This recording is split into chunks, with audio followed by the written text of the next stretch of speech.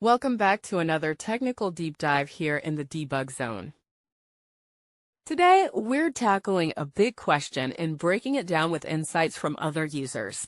Hopefully, this clears up some misconceptions and helps you get the answer you need. So buckle up, stay a little curious, and let's jump right in.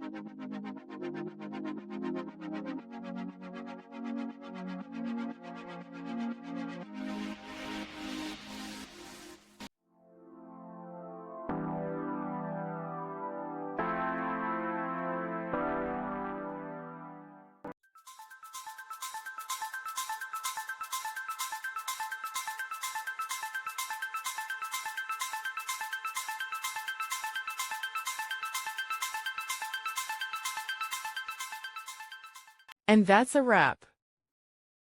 I hope you found the answer you were looking for. If you did, take a second to hit that subscribe button. It really helps out. And let me know in the comments which solution worked best for you. See you next time in the debug zone.